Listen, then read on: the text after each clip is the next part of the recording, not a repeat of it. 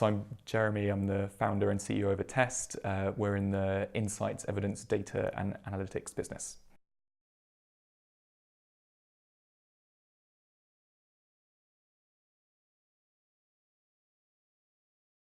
So we work on a problem that a lot of our team had seen out in the world, working with real clients, real agencies, real users all the time. So we had a lot of ideas already in-house. We then did some rapid prototyping to turn those ideas into different models. We flashed those models in front of real clients to see which ones they picked up on. And we used real client feedback to drive what we then went on to build. We also found through that process that we would need to be quite flexible and future-proof quite a lot. And that's why we built a technical foundation which can sort of achieve everything. So lots of different ideas, client feedback to pick the ones that work, but then make sure that everything is possible after that.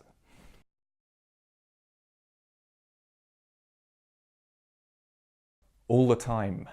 So in a world where people don't want a faster horse, they really want a car. We show clients lots of different faster horses and then secretly bring along a few cars. We always ask clients, what is your holy grail? This tells us how to improve what we're already doing, and then a couple more ideas on what we could do next. If clients seem to value and repeat the same thing many times, that's what we start building. So flashing faster horses, building prototype cars and showing them to people, and then we let clients tell us where to go next.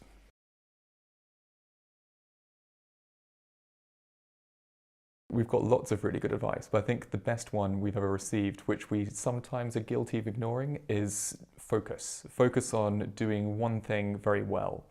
We probably cast a net that's far too wide, and whenever that hurts us, I think back to being advised to focus.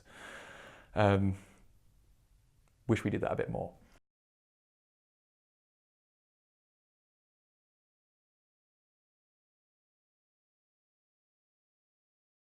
We really thought about this. So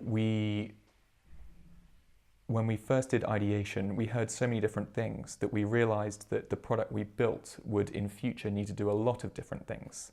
So we had a choice of two paths. One where we build MVPs and just get them in the market, and then two is where we do that plus trying to cover some technical debt and build ahead so that we could deliver all these things in the future.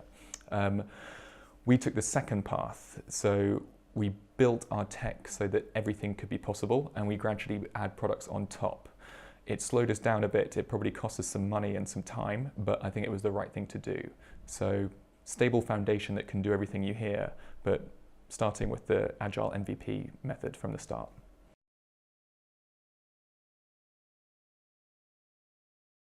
Definitely hiring. So finding the right people at the right time for the right roles, and then adapting those roles based on the people that really exist. I think we found it quite hard to find the people who fit with what we're doing and are comfortable with the ambiguity that we don't really know what we're going to be doing 3, 6, 9 months from now, because we're constantly evolving what we're doing. We're doing something that's quite new. So to find people for each role that sign up for that as well as can do what we're actually doing, that's been the toughest thing.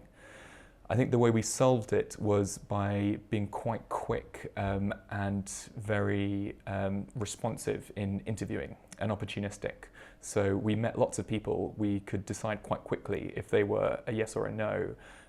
We found ways to give them what they needed very quickly and to sort of get to a proceed or not proceed decision quickly. Allowed us to have quite a wide funnel to look at and meet many different people, and then get to the right people to hire as quickly as we could.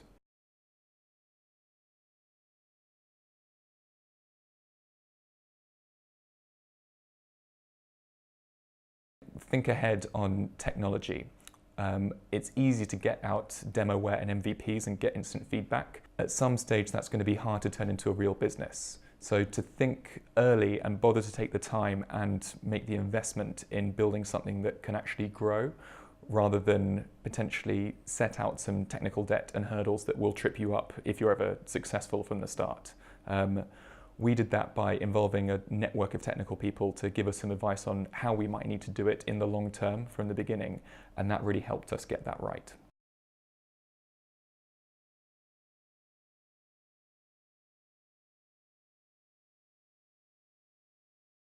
So we listen to clients on what they want us to build next. We're constantly showing new product ideas to clients and even variations, almost live A/B testing on the themes. And we see what's working well, what's working badly. We try to change everything.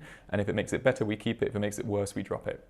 We're also constantly exploring for holy grails. If 5 clients say the same thing, which is what they really want and they dream of, we go out and start building it. Hopefully it's something that we've already started, and we just move that up our backlog of technical work, and that's what we execute next. To make sure that we're doing it right, we take prototypes back to those clients and say, is this what you meant? Lo and behold, we're often completely wrong, but it gets us to the right answer faster and lets us develop the tech more efficiently.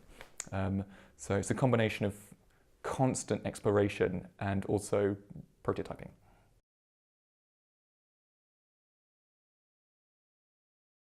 Not really, I think. I think the thing that we do is we try to make sure everyone's involved in understanding all parts of the business, at least to some degree. So it's not about managing different people differently, but it's more about sharing with them in different ways. So our technical team are learning more and more about how the financial part of our business works, which I'm not sure if they find that interesting. And then our commercial people, vice versa. But I think having a healthy overlap between those two makes our team work better. So I wouldn't say it's about different management, it's about different growth.